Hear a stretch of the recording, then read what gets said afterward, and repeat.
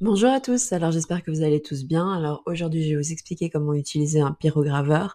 Alors pourquoi utiliser un pyrograveur? Eh bien pour faire des petites décorations en bois, par exemple, des noms sur les tables, des petites décos sur les cadeaux, ou alors simplement, par exemple des décorations en bois que vous pouvez attacher au mur. Alors, avant toute chose, je vous rappelle le lancement de ma boutique qui a eu lieu il y a quelques jours. Donc, si vous voulez vous lancer dans le do it yourself, mais que vous n'avez pas trop d'idées et que vous ne savez pas comment faire, n'hésitez pas à venir découvrir mes kits do it yourself et qui contiennent bien évidemment les explications, tout ce dont vous avez besoin et plein d'autres choses. Et donc pour cela, rendez-vous sur www.girlswayoflife.org.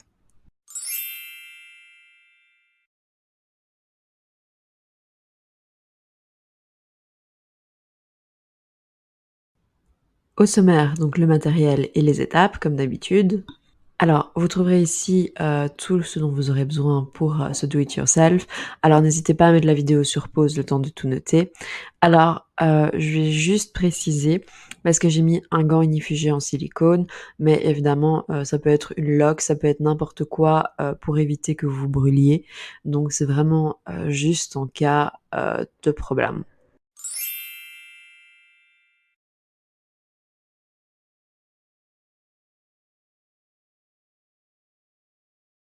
Étape numéro 1. Vérifiez que votre surface en bois est bien propre et sèche.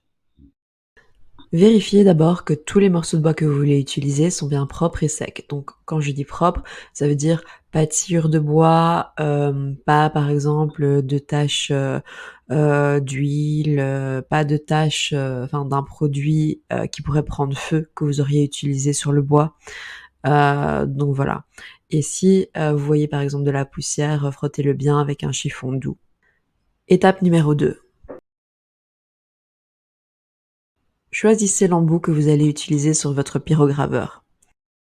Quand vous achèterez ou louerez votre pyrograveur, vous allez voir, il y a plein de petites têtes différentes que vous pouvez échanger sur le pyrograveur. Alors, elles n'ont pas toutes la même utilité.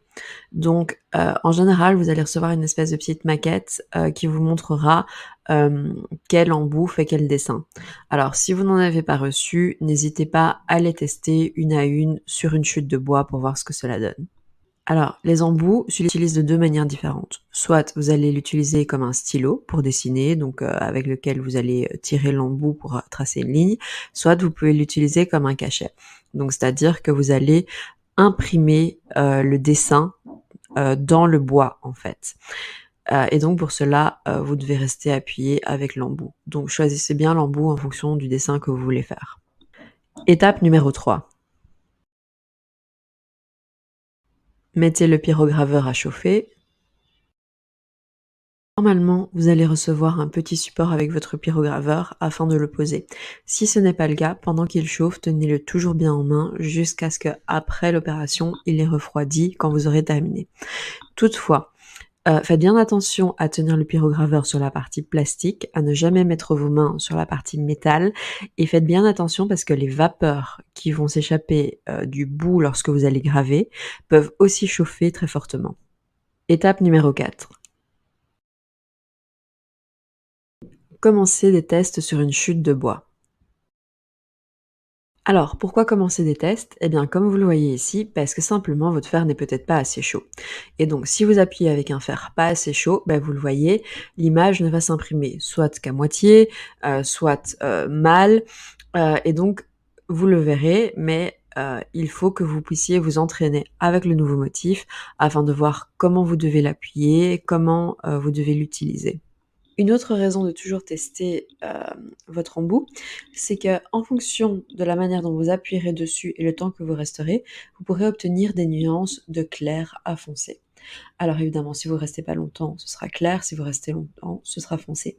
Certains, pyrograveurs ont aussi, une, molette que vous pourrez tourner afin de choisir la chaleur pour faire des effets. Alors évidemment, sur les pyrograveurs les plus simples, cette molette n'existe pas. Étape numéro 5. Choisissez le motif que vous voulez dessiner et commencez. Alors, en termes de dessin, ça peut être absolument n'importe quoi. Donc vous pouvez décider de commencer à dessiner un petit animal.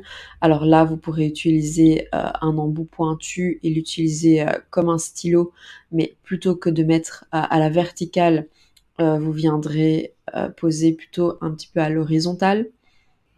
Vous pouvez aussi décider de faire un mélange d'embouts, motifs et d'embouts, de dessin. Donc, par exemple, comme ici pour faire un sous-plat. Étape numéro 6.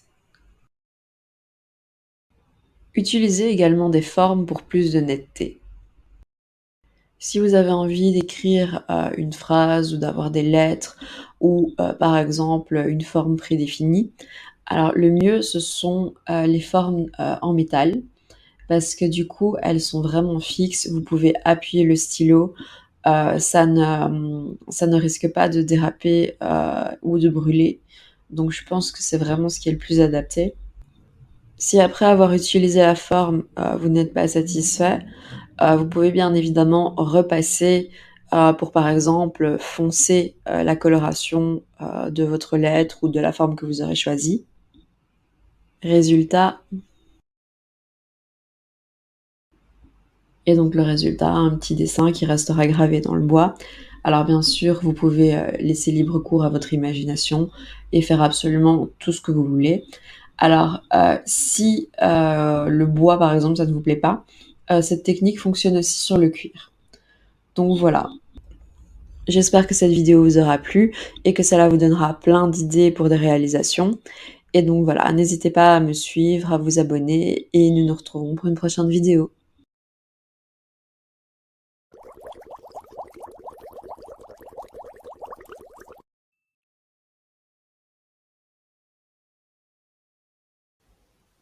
Merci à tous d'avoir écouté ma vidéo.